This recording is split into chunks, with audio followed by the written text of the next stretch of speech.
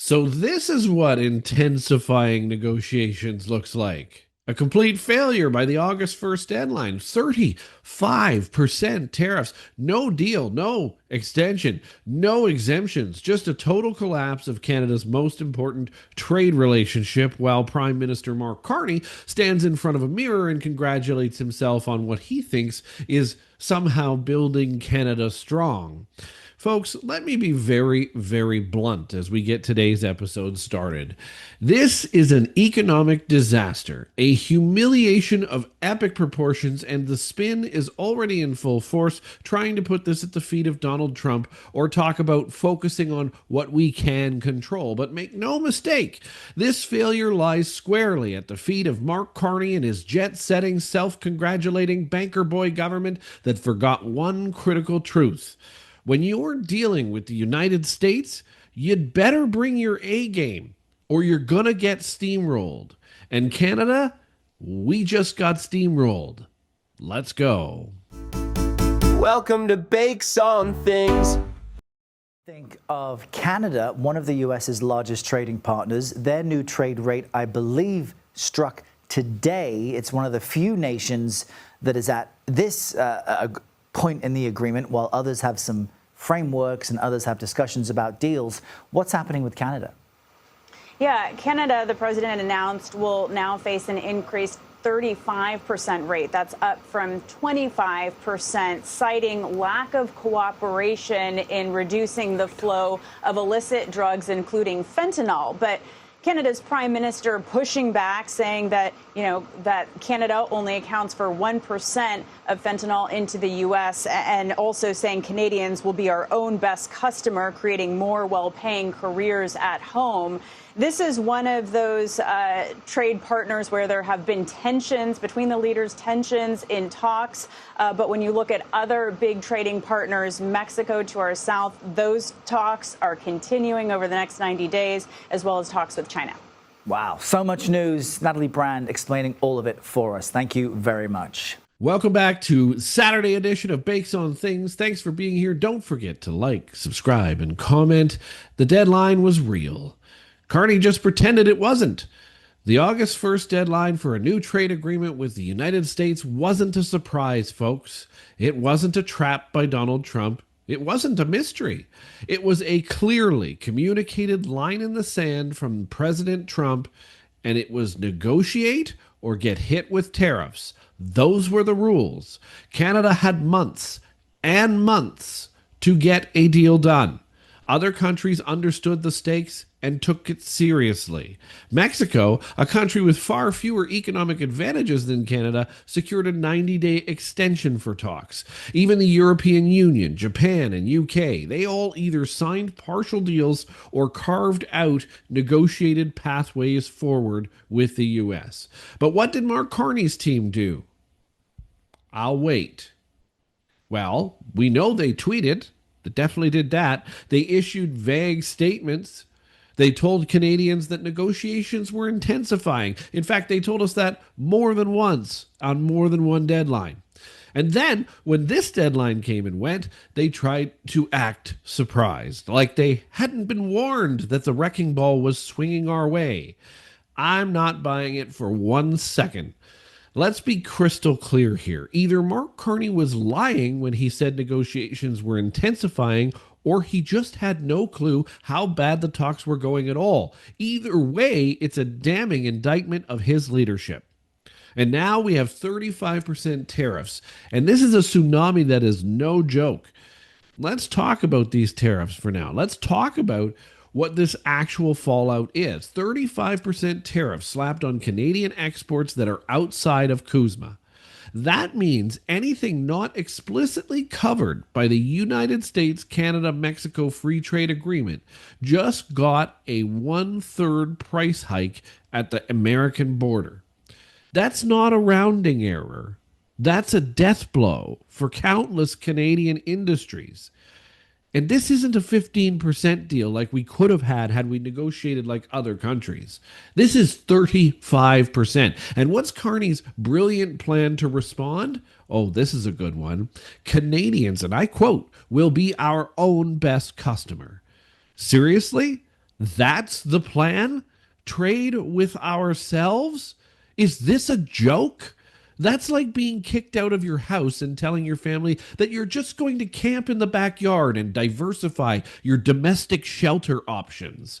It's absolutely delusional.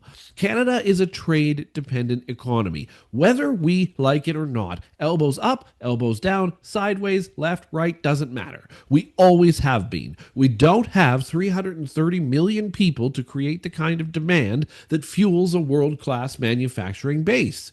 We rely on access to markets like our neighbor, the United States. And now, thanks to Carney's failure, we've been shoved into the penalty box, while the rest of the world seems to be continuing to play the game. Everyone else got a deal here, folks, or at least a delay. Canada got screwed, and we're their neighbors. Here's the real insult. With Mexico, our supposed equal under the Kuzma Agreement got a 90-day extension to keep negotiating. The European Union got carve-outs that have led to a pathway toward a deal. Other nations got 15% tariffs as a starting point. Canada, we got 35%. Because we didn't play the game, we didn't negotiate properly, we didn't even communicate with the U.S. the right way. We got no special deal, no extension, not even a courtesy call the day before it all went into effect. In fact, Trump himself admitted that he and Carney hadn't even spoken on the final day. They hadn't even spoken. How is that possible? Carney sold himself to Canadians as a world-class negotiator, and he doesn't even talk to the man. A man of global influence, the adult in the room, the guy who can pick up the phone and make things happen. Well, guess what? He left that phone hung up. But when it mattered most, his phone never rang, he never picked it up. He wasn't on the call list of Donald Trump the entire day. Because the United States doesn't respect Mark Carney, and now neither should we. See, the excuses are already starting, and in yesterday's episode, we talked about this, and really all week we've been talking about this. They're planning this. This is the liberal playbook, but don't buy it. Right now, the media and liberal operatives are in full damage control mode. They are going to squarely put this at the feet of Donald Trump, and he did nothing but give exact transparency on what he expected. They're pointing to a quote from RBC Economics back in April that said 94% of Canadian goods are technically Kuzma compliant and still face zero tariff rates. But that's a misdirection, because Kuzma coverage is about categories, not reality. Plenty of Canadian businesses operate in very gray zones here. Transitional markets or sub-industries not neatly covered by those Kuzma terms are in big trouble here. Supply chains that rely on modular parts, processed goods, and services are already reporting chaos at the border. And this hadn't even started yet. And then there's the insult layered on top of injury. Trump cited Canada's failure to stop fentanyl trafficking as one reason for these tariffs. Now, does that pass the sniff test to you? Barely. It's obviously a political move by Trump to rile up his base again, but here's the kicker. If Carney knew this was part of the justification, which he did, because this is, even though it's less than 1% of fentanyl that goes across that border, it's still part of the justification, and he knew all about this. Why didn't he do anything to get ahead of it? Why wasn't he on U.S. networks pushing back like even Doug Ford wasn't? I'm not a Doug Ford supporter anymore. Why wasn't he calling governors, senators, state reps, business leaders, anyone with influence to get these negotiations moving? Instead, we got a statement on X that said, "We will continue to work together to stop the scourge of fentanyl." Great job. How are you doing it? Why won't you actually do something? Why do you keep talking and doing nothing? Too little, too late, too much talk, too weak. That's who he is. And the reality is that Poilievre had it right all the time. While Mark Carney is out here posting empty motivational slogans, continuing to talk without action, Pierre Poilievre called it exactly as it is. He said that Canada must accept nothing short of restoring the pre-trade war status quo. He said, we must repeal anti-development laws, cut taxes, unleash industry, and make ourselves economically strong again. In other words, take action. Don't give speeches. Get frickin' results. Enough with the speeches, Mark. Get results. Canadians don't want soft power. They want strong leadership. That's what they thought they were going to get. Now, we knew this wasn't going to be the guy to do it, but half the country still thought there was. They want deals, jobs, certainty. They want someone who fights for them, not someone who folds and then says, don't worry, we'll sell to ourselves. Great. I'm glad that Kenora and North Bay can start trading with each other. I mean, what happens now? Really? I mean, what happens now is pain. That's what happens. Pain in the factories, pain on the farms, pain in every border town, pain for every Canadian business that depends on access to the United States market, Kuzma or not. And make no mistake, this pain isn't shared equally. The bureaucrats in Ottawa will still collect their large paychecks. The Carney team will still sip wine at trade roundtables and World Economic Forum mixers. It's working Canadians who will suffer. Truck drivers, mill workers, parts suppliers, tool and die operators, small business exporters, the very people that Mark Carney hoodwinked into voting for him and claims he's creating well-paying careers for, while his policies send their customers running for cheaper goods elsewhere in the world. The emperor has no deal. Let's call this what it is: a total, complete, embarrassing failure of leadership. Mark Carney failed to get a deal done. He failed to get an extension. He failed to see the warning signs. And now he's failing to take responsibility for it. And his paid off mainstream media is helping him along the way. This was his first big test as prime minister, and he bombed it.